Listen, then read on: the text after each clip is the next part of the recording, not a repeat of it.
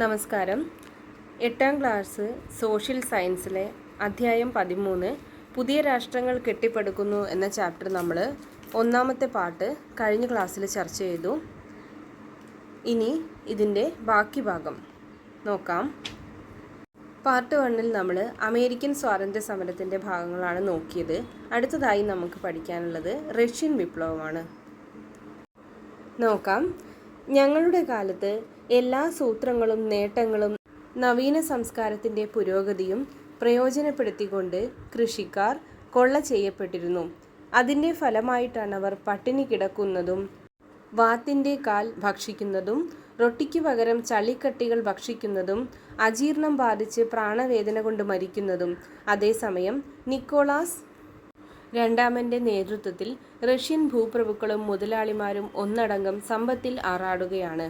ഇത് സമാഹൃത കൃതികൾ എന്ന ലെനിൻ്റെ കൃതിയിലെ വാല്യം 17 പേജ് 527 നിന്ന് എടുത്തിട്ടുള്ളതാണ്. സാർ ചക്രവർത്തിയും ജനകീയ സഭയും. റഷ്യയിൽ ഭരണം നടത്തിയിരുന്ന സ്വച്ഛാധിപതികളായ ഭരണകർത്താക്കൾ സാർ ചക്രവർത്തിമാർ എന്നറിയപ്പെട്ടിരുന്നു. ഉദ്യോഗസ്ഥരെ നിയമിക്കുന്നതിനും പിരിച്ചുവിടുന്നതിനും മാത്രമല്ല, ആരെയും നാട് കടത്തുന്നതിനും തടങ്കലിടുന്നതിനും ചക്രവർത്തിക്ക് അധികാരമുണ്ടായിരുന്നു. ദുരിതപൂർണമായ തൊഴിൽ സാഹചര്യങ്ങൾ, സാമ്പത്തിക മാന്ദ്യം, ജപ്പാനുമായി നടന്നുകൊണ്ടിരിക്കുന്ന യുദ്ധം എന്നിവയിൽ രോഷാകുലരായ ജനങ്ങൾ സാമ്പത്തിക രാഷ്ട്രീയ നവീകരണത്തിനായി സാർ നിക്കോളാസ് രണ്ടാമനോട് അഭ്യർത്ഥിക്കാൻ ഫാദർ ഗാപ്പോൻ്റെ നേതൃത്വത്തിൽ സെന്റ് പീറ്റേഴ്സ്ബർഗിൽ മാർച്ച് ചെയ്തു. പ്രതിഷേധക്കാർക്കെതിരെ സൈന്യം വെടിയുതിർക്കുകയും 100-ലധികം തൊഴിലാളികൾ കൊല്ലപ്പെടുകയും ചെയ്തു. 1905 ജനുവരി 22-ന് സെന്റ് പീറ്റേഴ്സ്ബർഗിൽ നടന്ന ഈ കൂട്ടക്കൊലയാണ് രക്തരൂക്ഷിതമായ ഞായറാഴ്ച എന്നറിയപ്പെടുന്നത്. അപ്പം രക്തരൂക്ഷിതമായ ഞായറാഴ്ച നടന്നത് 1905 ജനുവരി 22-നാണ്. സ്ഥലം സെന്റ് പീറ്റേഴ്സ്ബർഗിലാണ്. ജനരോഷത്തെ തുടർന്ന് ദ്യൂമ എന്ന പാർലമെന്റ് രൂപീകരിക്കാൻ ചക്രവർത്തി സമ്മതിച്ചു.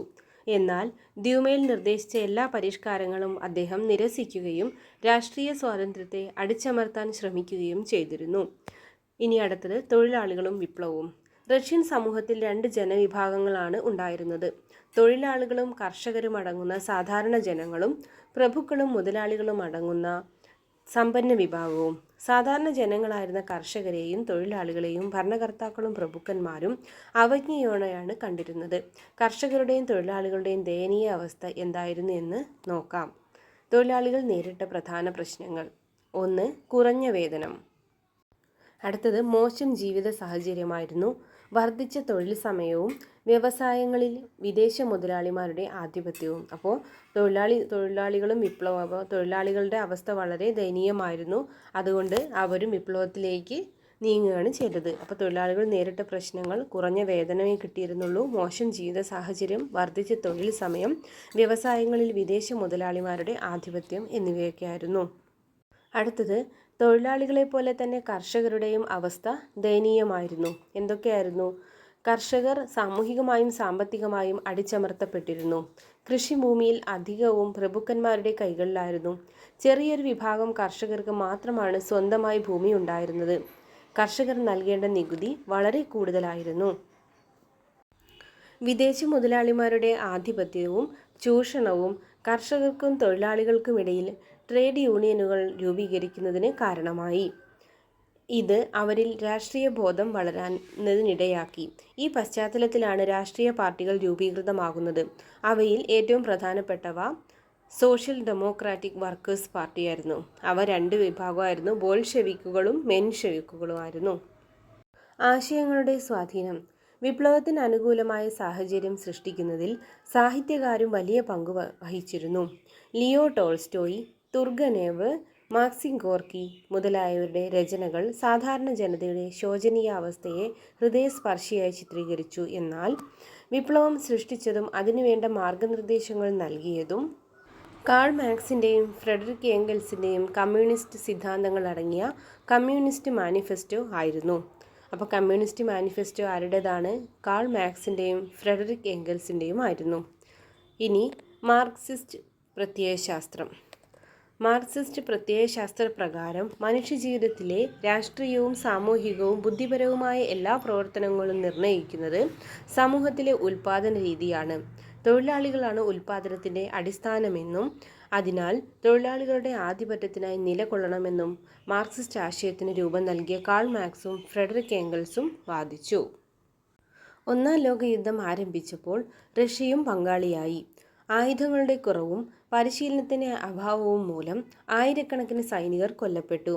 ഇത് സാർ ഭരണകൂടത്തിനെതിരെ സാധാരണ ജനങ്ങൾക്കിടയിൽ നിന്ന് വിമർശനം ഉയർന്നു വരുന്നതിനിടയാക്കി. ഈ സമയത്ത് റഷ്യയിലുണ്ടായ ഭക്ഷ്യദൗർലഭ്യം പ്രശ്നങ്ങൾ രൂക്ഷമാക്കി. ജനങ്ങൾക്കിടയിൽ വിപ്ലവ ചിന്തകൾ ഉണരുന്നതിന് ഇത് വഴിതെളിയിച്ചു. അടുത്തതായി രാജാധികാരം അവസാനിക്കുന്നു.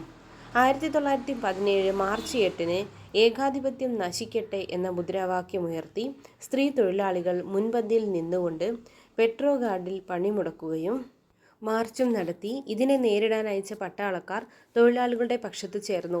സർ നിക്കോളാസ് രണ്ടാമനെ 1917 മാർച്ച് 15 സ്ഥാനഭ്രഷ്ടനാക്കിക്കൊണ്ട് മെൻഷെവിക്കുകളുടെ നേതാവായ അലക്സാണ്ടർ കെരൻസ്കിയുടെ കീഴിൽ ഒരു താൽക്കാലിക ഗവൺമെൻറ് രൂപീകരിച്ചു. ഈ വിപ്ലവം ഫെബ്രുവരി വിപ്ലവം എന്നറിയപ്പെട്ടു. അടുത്തതായി തൊഴിലാളി വർഗം സർവ്വാധിപത്യത്തിലേക്ക്. റഷ്യൻ വിപ്ലവത്തെ പൂർണ്ണതയിലെത്തിച്ചത് ബോൾഷെവിക് പാർട്ടിയുടെ നേതാവ് ലെനിൻ ആയിരുന്നു. താൽക്കാലിക ഗവൺമെൻറ് മുതലാളിമാരുടേതാണെന്നും അത് ജനങ്ങൾക്ക് സമാധാനവും ഭക്ഷണവും സ്വാതന്ത്ര്യവും അനുവദിക്കുകയില്ലെന്നും അതിനാൽ അതിൻ്റെ സ്ഥാനത്ത് സോവിയറ്റുകളുടെ ഗവൺമെൻറ് വരണമെന്നും അദ്ദേഹം വാദിച്ചു. അദ്ദേഹം പുതിയ ആശയങ്ങൾ മുന്നോട്ട് വെച്ചു. അവ ലെനിൻ്റെ ആശയങ്ങളാണ്: ഭൂമി കർഷകർക്ക്, ഭക്ഷണം പട്ടിണി കിടക്കുന്നവർക്ക്, അധികാരം തൊഴിലാളി കൗൺസിലുകൾക്ക് അല്ലെങ്കിൽ സോവിയറ്റുകൾക്ക്, സമാധാനം എല്ലാവർക്കും. ഈ ലക്ഷ്യം നേടിയെടുക്കുന്നതിനായി രൂപീകരിച്ച സൈനിക വിഭാഗമായിരുന്നു ചുവപ്പ് കാവൽ സേന. ബോൾഷെവിക് സംഘങ്ങൾ തപാൽ ടെലിഫോൺ കേന്ദ്രങ്ങൾ, തീവണ്ടി സ്റ്റേഷനുകൾ, ബാങ്കുകൾ എന്നിവയെ പെട്രോഗ്രാദിലെ പ്രധാന സ്ഥാപനങ്ങളെല്ലാം പിടിച്ചെടുത്തു. അതിനുശേഷം താൽക്കാലിക ഗവൺമെൻറ്റിൻ്റെ ആസ്ഥാനമായ ശൈത്യകാല രാജധാനിയും കൈവശപ്പെടുത്തി. ഇതോടെ അലക്സാണ്ടർ കെരൻസ്കിയുടെ നേതൃത്വത്തിലുള്ള താൽക്കാലിക ഗവൺമെൻറ് പുറത്തായി. ഈ വിപ്ലവം ഒക്ടോബർ വിപ്ലവം എന്നറിയപ്പെടുന്നു. തുടർന്ന് ലെനിൻ റഷ്യയെ തൊഴിലാളികളുടെ റിപ്പബ്ലിക്കായി പ്രഖ്യാപിക്കുകയും അദ്ദേഹത്തിൻ്റെ നേതൃത്വത്തിൽ ഒരു ഗവൺമെൻറ് രൂപീകരിക്കുകയും ചെയ്തു. റഷ്യൻ കലണ്ടർ അന്താരാഷ്ട്ര കലണ്ടറിനേക്കാൾ അല്ലെങ്കിൽ ഗ്രിഗോറിയൻ കലണ്ടറിനേക്കാൾ 13 ദിവസം പിന്നിലായതിനാലാണ് മാർച്ചിൽ നടന്ന വിപ്ലവം ഫെബ്രുവരി വിപ്ലവം എന്നറിയപ്പെട്ടിരുന്നത്. അതായത് മാർച്ചിലാണ് വിപ്ലവം നടന്നത്, പക്ഷേ നമ്മൾ ഫെബ്രുവരി വിപ്ലവം എന്നാണ് പറയുന്നത്. അതിന് കാരണം എന്താണ്? റഷ്യൻ കലണ്ടർ അന്താരാഷ്ട്ര കലണ്ടറിനേക്കാൾ 13 ദിവസം പിന്നിലാണ്. ഇനി അടുത്തതായി ലെനിൻ. 1870 ലെനിൻ ജനിച്ചത്. സാമൂഹ്യ വ്യവസ്ഥയിൽ മാറ്റം രഹസ്യ സംഘടനകൾ കൊണ്ട് ഉണ്ടാക്കാൻ സാധിക്കുകയില്ലെന്നും തൊഴിലാളികളെ സംഘടിപ്പിച്ചുകൊണ്ട് മാത്രമേ ഇത് നേടാനാകൂ എന്നും അദ്ദേഹത്തിന് ബോധ്യപ്പെട്ടു. ഈ കാഴ്ചപ്പാടാണ് റഷ്യയിൽ തൊഴിലാളികളുടെയും കർഷകരുടെയും വിപ്ലവം അനിവാര്യമാക്കി തീർത്തത്. ഒക്ടോബർ വിപ്ലവത്തിനും തുടർന്ന് രൂപീകൃതമായ വിപ്ലവ ഭരണകൂടത്തിനും നേതൃത്വം നൽകിയത് ലെനിനാണ്. ഇനി ലെനിൻ്റെ ഭരണപരിഷ്കാരങ്ങൾ എന്തൊക്കെയാണെന്ന് നോക്കാം. എല്ലാ സ്വകാര്യ ഭൂമിയും കണ്ടുകെട്ടി അവ കർഷകർക്ക് വിതരണം ചെയ്തു. ഫാക്ടറികളുടെ നിയന്ത്രണം സോവിയറ്റുകളുടെ അഥവാ തൊഴിലാളികളുടെ കമ്മിറ്റികളുടെ കയ്യിൽ ഏൽപ്പിച്ചു. റഷ്യയിലെ പ്രധാന സാമ്പത്തിക മേഖലകൾ ദേശസാൽക്കരിച്ചു. Union of Soviet Socialist Republic രൂപീകരിച്ചു. ഒന്നാം ലോക യുദ്ധത്തിൽ നിന്നും റഷ്യ പൂർണ്ണമായും പിന്മാറി. അടുത്തതായി ഏപ്രിൽ തീസീസ് എന്താണെന്ന് നോക്കാം. ബോൾഷെവിക് പാർട്ടിയുടെയും സോവിയറ്റുകളുടെയും സംയുക്ത യോഗത്തിൽ ലെനിൻ അവതരിപ്പിച്ചതാണ് ഏപ്രിൽ തീസീസ്. ബൂർഷ്വ ജനാധിപത്യത്തിൽ നിന്നും സോഷ്യലിസ്റ്റ് വിപ്ലവത്തിലേക്ക് മാറുന്നതിന് സ്വീകരിക്കേണ്ട പദ്ധതികളാണ് ഇതിൽ വിവരിച്ചിരിക്കുന്നത്. തൊഴിലാളികളുടെയും കർഷകരുടെയും കൈകളിലേക്ക് അധികാരം കൈമാറ്റം ചെയ്യേണ്ട അവസ്ഥയാണ് നിലവിലുള്ളത് എന്ന് അദ്ദേഹം ഇതിൽ വ്യക്തമാക്കുന്നു. മാറുന്ന സാമ്പത്തിക നയം. സാമ്പത്തിക മേഖലയിൽ നിരവധി വിപ്ലവകരമായ നടപടികൾ ലെനിൻ സ്വീകരിച്ചു. 1921 ലെനിൻ നടപ്പിലാക്കിയ പരിഷ്കാരങ്ങളാണ് പുത്തൻ സാമ്പത്തിക നയം. സ്വകാര്യ വാണിജ്യം, കൃഷി എന്നിവയിലേക്കും സ്വകാര്യ മുതലാളിത്തത്തിലേക്കുമുള്ള ഭാഗികമായ തിരിച്ചുപോക്കായിരുന്നു പുത്തൻ സാമ്പത്തിക നയം. വൻ വ്യവസായങ്ങളെ ട്രസ്റ്റുകളായി സംയോജിപ്പിച്ചു. അതേസമയം സഹകരണ മേഖലയ്ക്ക് ഗവൺമെൻറ് പ്രോത്സാഹനം നൽകി.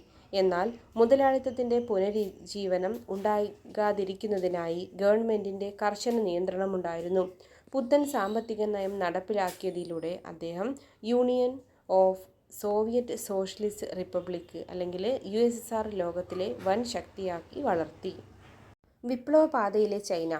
2000 വർഷത്തെ യുദ്ധങ്ങളുടെയും ആക്രമണങ്ങളുടെയും കടുത്ത സമരത്തിൻ്റെയും വേദന പൂണ്ട ചരിത്രത്തിനു ശേഷം ചൈന അവളുടെ സ്വന്തം ജനനത്തിൻ്റെയും സാമൂഹിക അടിസ്ഥാനത്തിൻ്റെയും വൈകല്യങ്ങളെ അതിജീവിക്കുന്ന ലക്ഷണങ്ങൾ കാട്ടിത്തുടങ്ങിയപ്പോൾ മറ്റൊരു ദൗർഭാഗ്യം ആ രാജ്യത്തെ പിടികൂടി. ചൈനയുടെ സ്വയം വികാസത്തെ തടസ്സപ്പെടുത്തിയ സാമ്രാജ്യത്വത്തിൻ്റെയും വിദേശ മൂലധനത്തിൻ്റെയും രംഗപ്രവേശമായിരുന്നു അത്. ഇത് MN റോയിയുടെ Revolution and Counter Revolution in China എന്ന കൃതിയിലെ ഒരു ഭാഗമാണ്. 19-ാം നൂറ്റാണ്ടിലെ ചൈനയിലേക്കുള്ള യൂറോപ്യന്മാരുടെ ആഗമനവും പ്രത്യാഘാതങ്ങളുമാണ് MN റോയി മുകളിൽ സൂചിപ്പിക്കുന്നത്. ഈ പ്രശ്നങ്ങളെ ചൈന എങ്ങനെയാണ് നേരിട്ടതെന്ന് പരിശോധിക്കാം. വ്യാപാരത്തിലൂടെ അധികാരത്തിലേക്ക്. യൂറോപ്യൻ ശക്തികളുടെ ഇന്ത്യയിലേക്കുള്ള വരവും അവരുടെ ആധിപത്യവും മുൻ അധ്യായങ്ങളിൽ ചർച്ച ചെയ്തല്ലോ. ഇതുപോലെ കച്ചവട താൽപ്പര്യവുമായി വിദേശ ശക്തികൾ ചൈനയിലും എത്തിയിരുന്നു. കറുപ്പ് വ്യാപാരത്തിലൂടെയായിരുന്നു യൂറോപ്യൻ വ്യാപാരികൾ ചൈനയിൽ നിന്ന് വൻതോതിൽ ലാഭം നേടിയത്. ലഹരി പദാർത്ഥമായ കറുപ്പിൻ്റെ ഉപയോഗം വളരെ പെട്ടെന്ന് ചൈനയിൽ വ്യാപകമായത് ചൈനയിലെ ജനതയുടെ ആരോഗ്യത്തെയും രാജ്യത്തിൻ്റെ സമ്പത്തിനെയും ബാധിച്ചു. ഇതിനെ തുടർന്ന് ചൈനയും ബ്രിട്ടനും തമ്മിലുണ്ടായ യുദ്ധം കറുപ്പ് യുദ്ധം എന്ന പേരിലാണ് അറിയപ്പെട്ടത്. ഈ യുദ്ധത്തിൽ ചൈന പരാജയപ്പെട്ടു. തുടർന്ന് നാങ്കിങ് ഉടമ്പടി പ്രകാരം ചൈനയിലെ പ്രധാന തുറമുഖങ്ങളായ കാന്റൺ, അമോയ്, നിങ്പോ, ഷാങ്ഹായ് എന്നിവ വിദേശ വ്യാപാരത്തിനായി തുറന്നുകൊടുത്തു. രാജവാഴ്ച അവസാനിക്കുന്നു. വിദേശ ശക്തികളുടെ വർദ്ധിച്ചുവന്ന ഇടപെടൽ ചൈനയിലെ ജനങ്ങൾക്കിടയിൽ അവരോടുള്ള വെറുപ്പ് വർദ്ധിപ്പിച്ചു. ഇതിൻ്റെ ഫലമായി ചൈനയിൽ ധാരാളം രഹസ്യ സംഘടനകൾ രൂപം കൊണ്ടു. അങ്ങനെ രൂപം കണ്ട ഒരു രഹസ്യ സംഘടന ആയിരുന്നു ബോക്സർമാർ. ഇവരുടെ ചിഹ്നം ബോക്സർമാരുടെ മുഷ്ടി ആയിരുന്നു. യൂറോപ്യൻ അധിനിവേശത്തിനെതിരെ ഇവർ നടത്തിയ ചെറുത്തുനിൽപ്പാണ് ബോക്സർ ലഹള എന്നറിയപ്പെടുന്നത്. ബോക്സർ ലഹളയ്ക്ക് ശേഷം ചക്രവർത്തി ചൈനയിൽ ചില പരിഷ്കാരങ്ങൾ നടപ്പിലാക്കി. അവ നോക്കാം. പാശ്ചാത്യ വിദ്യാഭ്യാസം ചൈനയിൽ നടപ്പിലാക്കി. യൂറോപ്യൻ രാജ്യങ്ങളിലെ രാഷ്ട്രീയ വ്യവസ്ഥകളെക്കുറിച്ച് പഠിക്കാൻ ഒരു കമ്മീഷനെ നിയമിച്ചു. ചക്രവർത്തിയുടെ ഇത്തരം പരിഷ്കാരങ്ങൾ ചൈനയിലെ ജനങ്ങളെ തൃപ്തിപ്പെടുത്തിയില്ല. ചൈന ഭരിച്ചിരുന്ന മഞ്ചു രാജവംശത്തെ അധികാരത്തിൽ നിന്ന് പുറന്തള്ളിയാൽ മാത്രമേ പാശ്ചാത്യ ശക്തികളിൽ നിന്ന് ചൈനയെ മോചിപ്പിക്കാൻ കഴിയൂ എന്ന് ജനങ്ങൾ വിശ്വസിച്ചു. ഇവർക്ക് നേതൃത്വം നൽകിയത് ഡോക്ടർ സൺ യാറ്റ്-സെൻ ആയിരുന്നു. അദ്ദേഹം ദേശീയത, ജനാധിപത്യം, സോഷ്യലിസം എന്നീ ആശയങ്ങൾ മുന്നോട്ട് വെച്ചു. ഈ ലക്ഷ്യം സാക്ഷാത്കരിക്കുന്നതിനാണ് കുമിന്താങ് പാർട്ടി രൂപീകരിച്ചത്. 1911 വിപ്ലവത്തെ തുടർന്ന് മഞ്ചു രാജവംശത്തെ അധികാരത്തിൽ നിന്ന് പുറത്താക്കുകയും ഒരു റിപ്പബ്ലിക്കൻ ഗവൺമെൻറ്റിന് രൂപം നൽകുകയും ചെയ്തു. എന്നാൽ പിൽക്കാലത്ത് സൺ യാറ്റ്-സെൻ പ്രസിഡന്റിൻ്റെ സ്ഥാനം ഒഴിയുകയും യുവാൻ ഷി കെ അധികാരത്തിലെത്തുകയും ചെയ്തു. 1916 ഇദ്ദേഹത്തിൻ്റെ മരണത്തെ തുടർന്ന് സൺ യാറ്റ്-സെൻ വീണ്ടും അധികാരമേറ്റു. ഇനി ബോക്സിൽ ഡോക്ടർ സൺ യാറ്റ്-സെനെ കുറിച്ച് കൊടുത്തിട്ടുണ്ട്. പാശ്ചാത്യ വിദ്യാഭ്യാസം നേടിയ സൺ യാറ്റ്-സെൻ വൈദ്യശാസ്ത്ര പഠനം പൂർത്തിയാക്കി ഒരു സാമൂഹ്യ പരിഷ്കർത്താവാകണം എന്ന് അദ്ദേഹം ആഗ്രഹിച്ചു.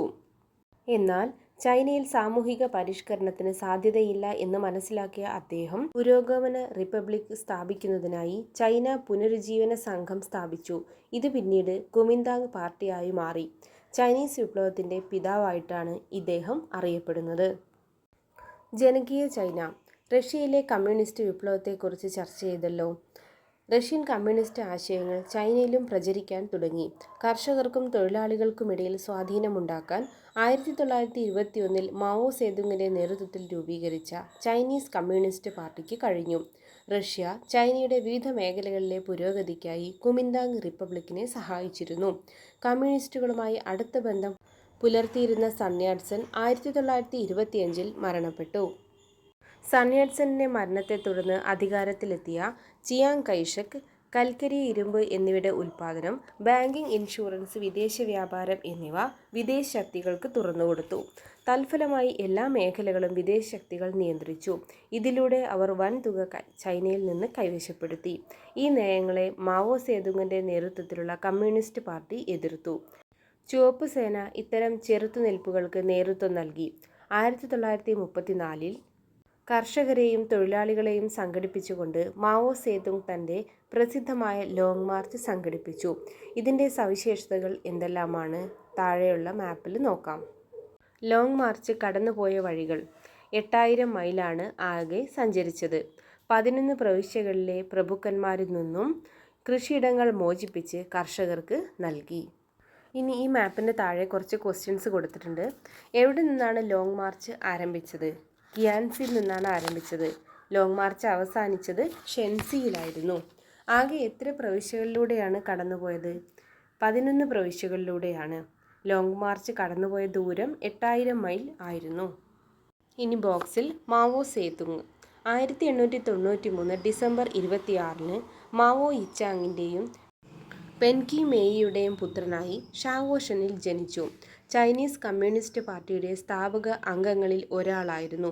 ലോങ് മാർച്ചിന് നേതൃത്വം നൽകിയ ഇദ്ദേഹം പീപ്പിൾസ് റിപ്പബ്ലിക് ഓഫ് ചൈനയുടെ സ്ഥാപകനുമാണ്. സാക്ഷരത, സ്ത്രീകളുടെ അവകാശങ്ങൾ, ആരോഗ്യ സംരക്ഷണം എന്നിവ മെച്ചപ്പെടുത്തിക്കൊണ്ട് ചൈനയെ ലോകരാജ്യങ്ങൾക്കിടയിൽ മുൻനിരയിലെത്തിക്കാൻ ഇദ്ദേഹത്തിന് കഴിഞ്ഞു. മാവോ സേതുങ്ങിൻ്റെ നേതൃത്വത്തിൽ നിരവധി സാമ്പത്തിക പരിഷ്കാരങ്ങൾ ചൈനയിൽ നടപ്പിലാക്കി. അവ മഹത്തായ മുന്നോട്ടുള്ള കുതിച്ചുചാട്ടം എന്ന പേരിൽ അറിയപ്പെടുന്നു. ഇത്തരത്തിലുള്ള നടപടികളിലൂടെ ലോകരാജ്യങ്ങൾക്കിടയിൽ ചൈന സുപ്രധാന ശക്തിയായി വളർന്നു. ഇനി ചൈനീസ് വിപ്ലവത്തിൻ്റെ ഫലങ്ങൾ താഴെ കൊടുത്തിട്ടുണ്ട്. ചൈനയിലെ വിദേശാധിപത്യം അവസാനിച്ചു. ലോക രാജ്യങ്ങൾക്കിടയിൽ സോഷ്യലിസ്റ്റ് ആശയങ്ങൾ വ്യാപകമാവുന്നതിന് കാരണമായി. കൃഷിഭൂമി കർഷകർക്ക് ലഭിച്ചു. ചൈന ജനകീയ റിപ്പബ്ലിക്കായി.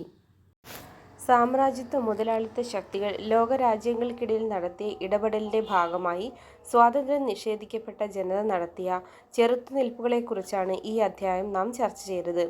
ഈ വിപ്ലവങ്ങൾ ജനാധിപത്യം, സോഷ്യലിസം എന്നീ ആശയങ്ങൾ ലോകരാജ്യങ്ങൾക്കിടയിൽ ആഴത്തിൽ വേരൂന്നുന്നതിന് സഹായിച്ചു. വിപ്ലവ കാലഘട്ടത്തിൽ ഉയർന്നുവന്ന ആശയങ്ങളും ചിന്താധാരകളും ആധുനിക ലോകത്തിൻ്റെ വളർച്ചയ്ക്ക് കാരണമായി. അപ്പോൾ ഇത്രയാണ് നമ്മൾ ഈ ചാപ്റ്ററിൽ ചർച്ച ചെയ്തത്. ഈ ചാപ്റ്ററിൻ്റെ പാർട്ട് 1 എല്ലാവരും കാണണം. എല്ലാവരും ക്ലാസ്സുകൾ ആവർത്തിച്ച് കേൾക്കണം. എൻ്റെ ക്ലാസ് ഇഷ്ടപ്പെട്ടിട്ടുണ്ടെങ്കിൽ എല്ലാവരും സബ്സ്ക്രൈബ് ചെയ്യണം. Thank you for watching.